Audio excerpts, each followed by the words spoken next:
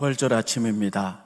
부활의 은혜와 축복이 여러분과 여러분 가정에 충만하기를 예수님의 이름으로 축원드리겠습니다. 우리가 지금 비록 마스크를 끼고 그리고 거리두기를 했지만 우리 옆에 분하고 좀 인사 한번 해보겠습니다. 예수님 부활하셨습니다. 네, 예수님 부활하셨습니다. 네. 오늘 본문의 말씀은 예수님의 부활을 가장 먼저 목격한 막달라 마리아의 이야기입니다. 막달라 마리아는 예수님이 부활하는 새벽에 예수님 향품 가지고 몸에 발라드리기 위하여 신새벽에 예수님 무덤가로 올라갑니다. 예수님 무덤가에 갔더니 돌이 열렸고 무덤이 열렸고 그리고 무덤은 비어 있었습니다. 마리아가 너무나 놀라서 막 달려가서 예수님 제자들에게 이야기를 합니다. 그랬더니 예수님 제자 가운데 베드로하고 요한이 먼저 뛰어 올라가서 무덤을 봤더니 무덤이 열려 있고 그리고 그 안이 비어 있습니다. 그래서 그들도 놀라서 내려갔을 때 마리아가 다시 한번 무덤 안에 들어가 봅니다. 그랬더니 흰옷 입은 두 천사가 무덤 안에 있으면서 예수님이 부활한 것을 이야기합니다. 마리아가 믿지 못하고 뒤돌아봤을 때 부활하신 예수님이 거기 계십니다. 근데 마리아는 그분이 동산직인 줄 알고 동산직이님 혹시 우리 예수님의 시체를 누가 훔쳐갔는지 아십니까? 물어봤을 때 예수님께서 마리아야 이렇게 말할 때에 그가 눈이 밝아져서 부활하신 예수님을 깨닫게 됩니다. 그래서 이제 무릎을 꿇고 예수님 발을 잡고 감격할 때에 나를 만지지 말라. 내가 아직 아버지께 올라가지 않았다. 너는 이제 나가서 내가 부활했던 것을 증거해라. 그래서 마리아는 이제 내려가서 예수님 부활을 증거한 것이 오늘 본문의 말씀. 매년 부활절이 되면 여러분께 증거하는 이야기 중에 한 이야기입니다. 자, 그러면 오늘 이 본 말씀을 중심으로 여러분들에게 세 가지 말씀으로 간략하게 말씀을 나누어서 전하도록 하겠습니다. 예수님은 3일 만에 부활하셨습니다. 이 부활은 어떤 의미가 있는 걸까? 저는 세 가지로 이 의미를 말씀드리겠습니다.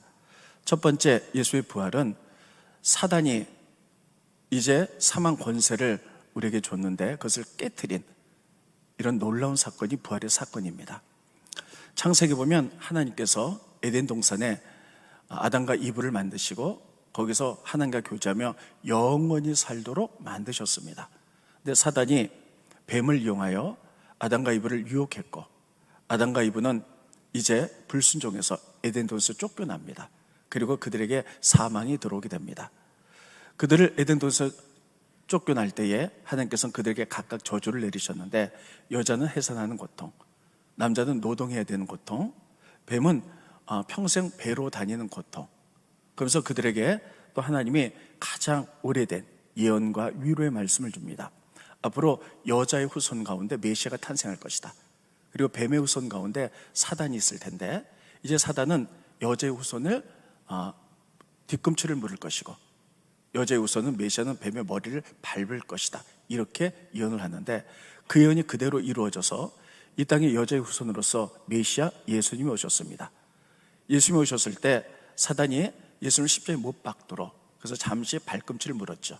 그런데 예수님은 사단의 사망 권세를 깨시고 이제 뱀의 머리를 밟으시고 3일 만에 부활하셨다.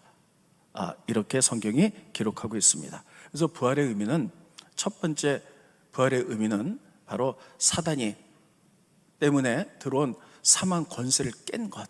이것이 부활의 첫 번째 의미입니다. 여러분, 그런데 예수님 부활하셨을 때 당시 부활하신 모습을 제일 먼저 막달라 마리아에게 보이셨어요. 왜 막달라 마리아일까? 여러분, 예수님 주변에 밤이 맞도록 기도하시고 뽑은 12제자가 있었고 또 70인의 제자가 있었습니다. 가운데 수제자 베드로도 아니고 예수님이 가장 사랑했던 제자 요한도 아닙니다.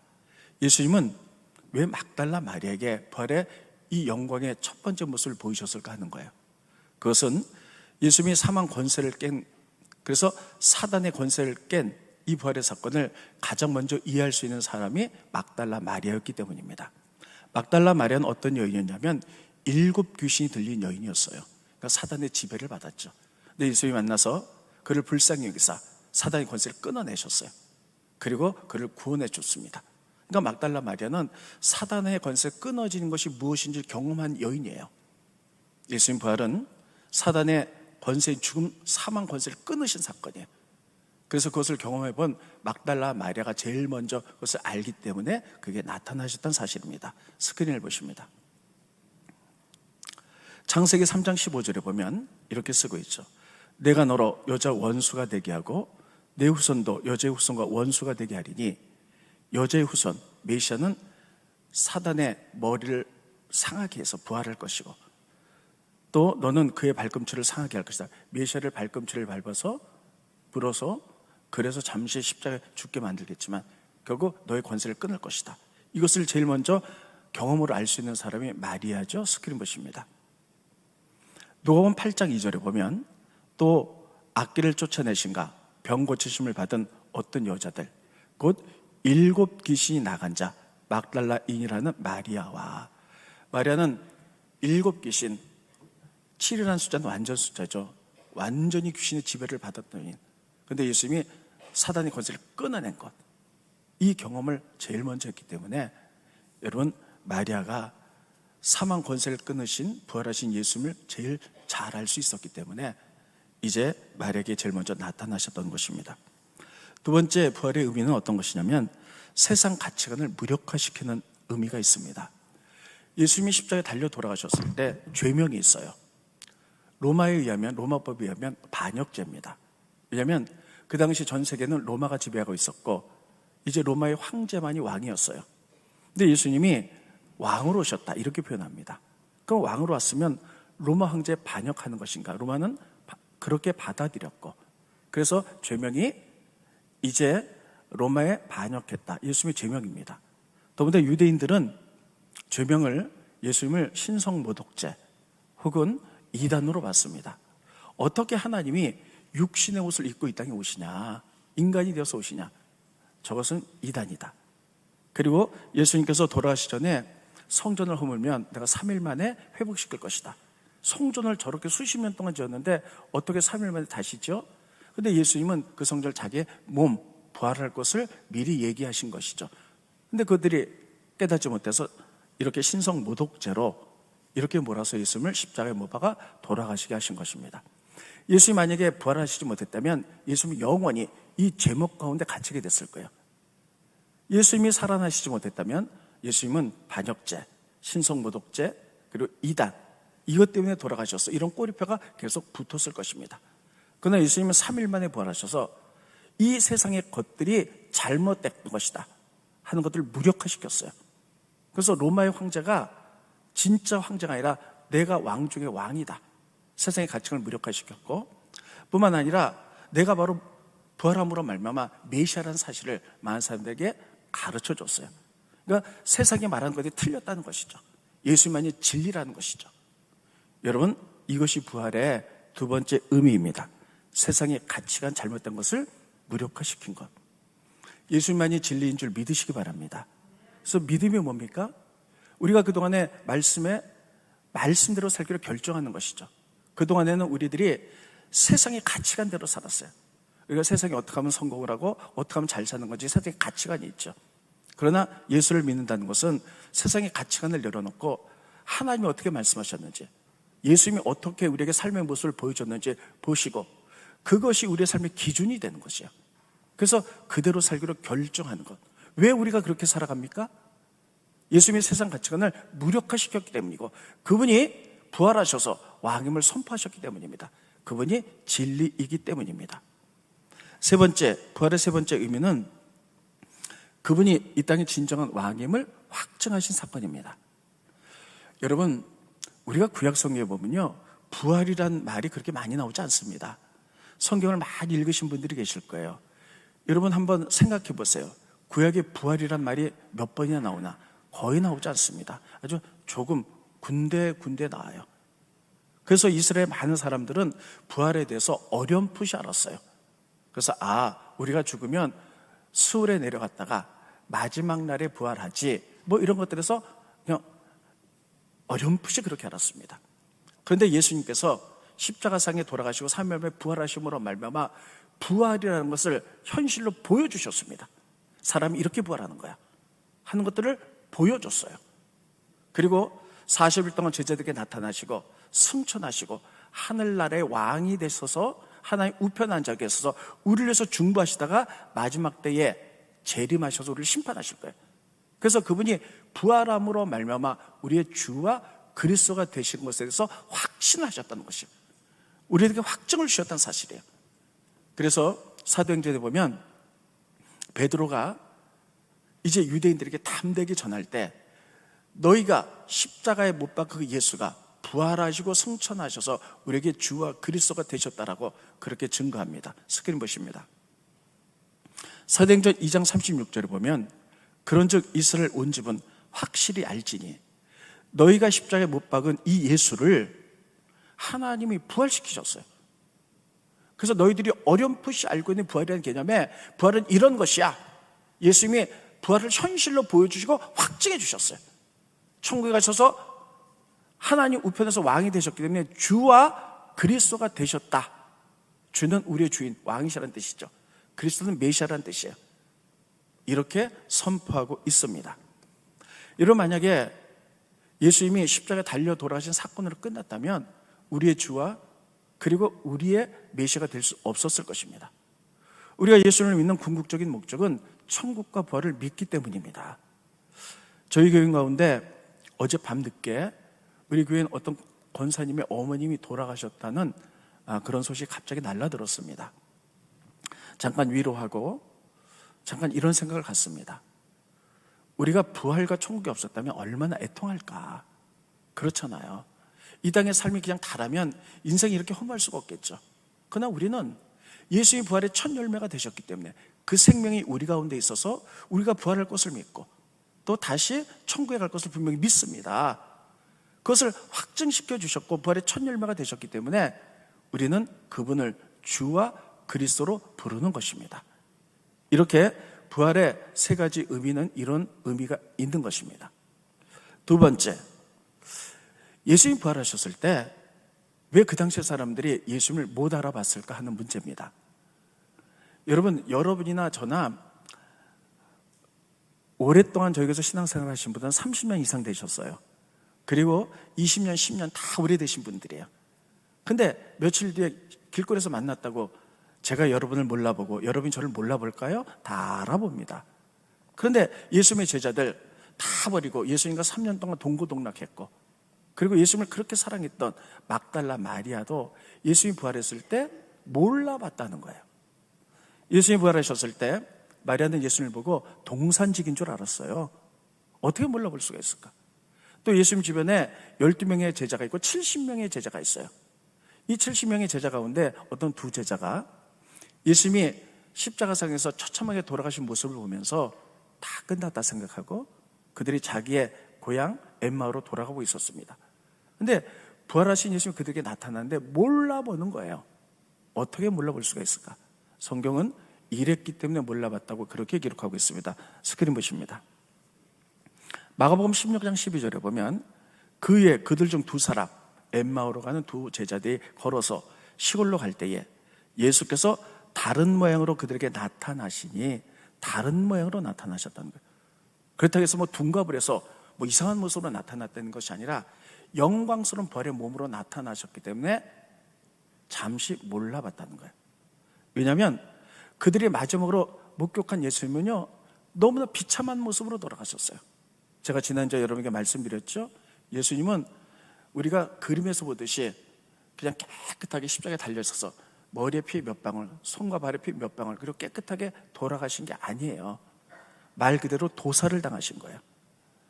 39대 채찍을 맞아서 온몸이 다 찢기시고 뼈가 튀어나오고 피투성이가 되시고 손과 발에 못 박히시고 가시면류관 쓰시고 옆구리에 창을 맞으사 물과 피를 다 흘리신 처참한 이런 모습이 예수의 마지막 모습이었어요. 그 모습을 보고 아무도 그분이 저렇게 돌아가셨는데 살아나실 것을 아무도 생각할 수조차 없었습니다. 그리고 그분이 부활했을 때는 그런 모습이 아니라 가장 영광스럽고 가장 찬란한 어떤 육체로 부활했어요.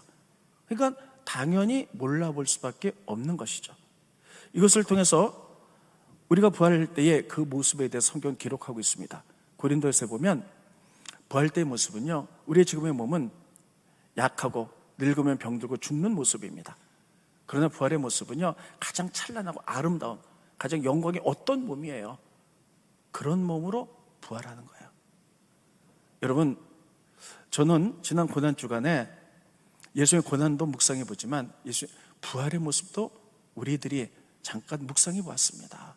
주님 다시 오시는 날, 그날이 언제인지 모르지만 그때에 우리는 가장 영광스러운 몸으로 우리가 부활하게 될 거예요. 그래서 우리 크리스찬들은 죽음 앞에 그렇게 슬퍼하진 않습니다. 물론 죽음은 우리들이 굉장히 안타까운 일이지만 우리가 영원한 천국에 들어갈 것이고 다시 부활해서 영원히 가장 강력하고 아름다운 육체로 다시 영원히 살 것을 믿기 때문에 그렇습니다. 아무튼 예수님이 부활의 모습에 대해서 우리에게 보여주셨어요. 그랬기 때문에 제자들은 처음에는 몰라봤다고 성경이 그렇게 기록하고 있습니다. 세 번째, 예수님께서는 이 부활의 모습을 전해라 이렇게 말씀했고, 그리고 부활을 경험한 많은 사람들이 자진해서 예수님 부활하셨습니다. 예수님 부활하셔서 천국 가셔서 하나님 우편에 앉아 계시기 때문에 우리의 주와 그리스도가 되셨습니다 하고 다 증거했다는 사실이에요. 여러분, 막달라 마리아도 예수님 부활하신 그것을 깨달은 다음에 그 막달라 마리아는 바로 제자들에게 내려가서 예수님이 이렇게 말씀하셨습니다, 예수님 부활하셨습니다 하고 증거했습니다. 또 엠마오로 가는 그 두 제자들도 부활하신 예수를 만난 다음에 바로 예루살렘을 갔어요. 제자들에게, 많은 사람들에게 예수님 부활에 대해서 증거했습니다. 여러분, 우리는 예수님을 보지 못했으나 예수님께서 말씀하시기를 번거로 믿느냐? 보지 못하고 믿는 자가 더 복되다고 말씀했습니다. 우리는 보지 못했지만 우리가 더 복되게 믿는 줄 믿으시기 바랍니다. 우리가 그런 부활을 믿기 때문에 우리는 반드시 그 부활을 증거해야 될 줄로 믿습니다. 그런데 그 성경에 보면 엠마오로 가는 그 두 제자가 예수님을 만나서 이제 대화하는데 참 특이한 장면이 나옵니다. 스크린을 좀 보시죠. 누가복음 24장 18절에 보면 그 한 사람인 글로바라 하는 자가 대답하여 이르되 당신이 예루살렘에 체류하면서도 요즘 거기서 된 일을 혼자만 알지 못하느냐? 이렇게 돼 있죠. 예수님의 70인 제자 가운데 두 제자, 이 두 제자에게 예수님 나타났는데 하나는 글로바예요. 한 사람의 이름이 적혀있지 않다는 거예요. 왜 한 사람의 이름이 적혀있지 않을까? 왜 안 썼을까 하는 거예요.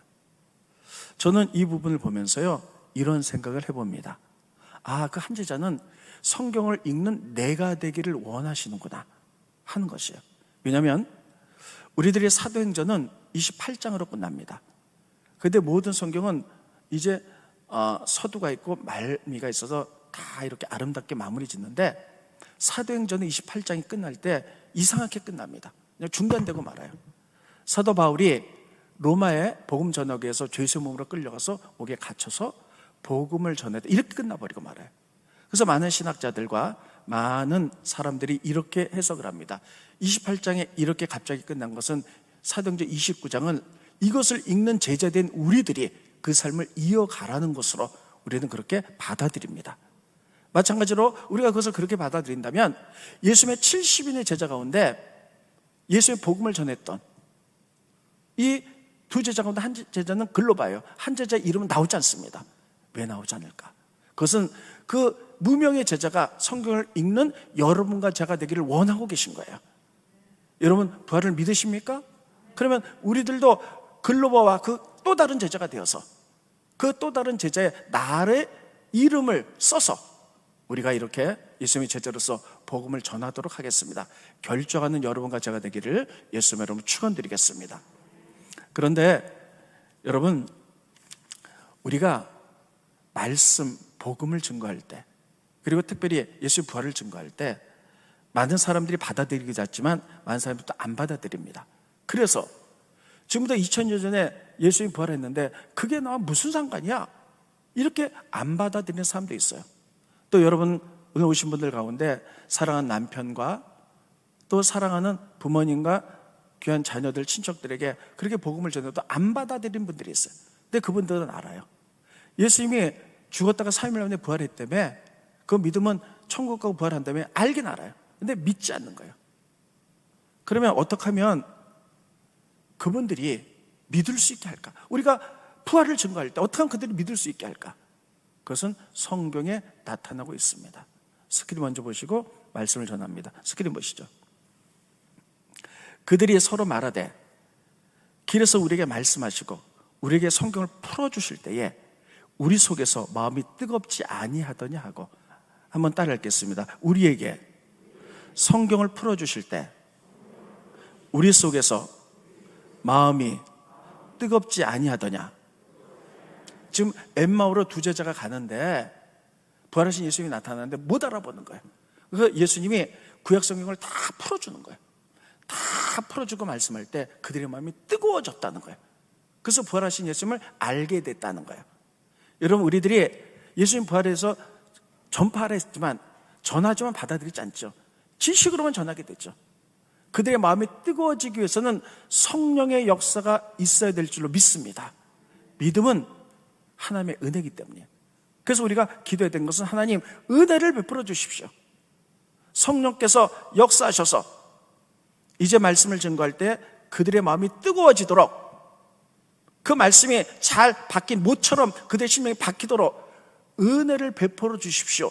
성령께 간구해야 될 때 마음이 뜨거워지고 우리의 심령이 자라고 말씀을 받아들인 그들이 믿음으로 받아들이게 될 줄로 믿습니다. 지금은 은혜가 필요한 시대입니다. 저는 새벽마다 기도하면서 우리 교회 교인들이 하나님께 은혜를 간구하기를, 또 은혜를 주시기를 매일 기도합니다. 코로나가 1년 이상 되면서 비대면 예배 드리며 많은 사람들이 믿음을 지탱하려고 애를 쓰지만, 이런 비대면 들으면서 아무래도 거리가 있다 보니까 믿음이 흔들리기도 하고 영적으로 답답하기도 하고 기도하면서도 이게 아닌데 앞에서 기도도 약화되기도 합니다. 이때 우리가 믿음으로 극복하며 또 우리들이 성령 충만을 살 수 있는 길은 하나님께 은혜를 구하는 길이에요. 그랬습니다. 은혜를 구하자. 지금은 모두 엎드려 하나님께 은혜를 구할 때입니다. 성령의 역사가 임하여서 우리에게 은혜가 임할 때 힘들고 어려도 좌로나 우로나 흔들려도 꺾이지 않고 전진해 나갈 줄로 믿고, 우리가 복음을 증거할 때 다른 사람들이 알아, 2000년 전에 예수님 돌아가셨는데 부활하셨는데 그게 나와 무슨 상관이야, 이렇게 반응하는 것이 아니라 말을 증거할 때에 성령께서 은혜를 베푸시면 그들의 마음이 뜨거워질 줄로 믿습니다. 그래서 하나님께 돌아와서 하나님 말씀하신 것은 물이 바다 덮음같이 전 세계의 모든 사람들이 하나님의 형상으로 지음받았음에 그들의 마음이 뜨거워져서 예수의 부활을 깨닫고 예수께 돌아오게 되는 것이 하나님의 뜻인 줄 믿습니다. 우리가 그렇게 쓰임받는 귀한 부활절 아침 되시기를 예수의 이름으로 축원드리겠습니다. 기도하겠습니다.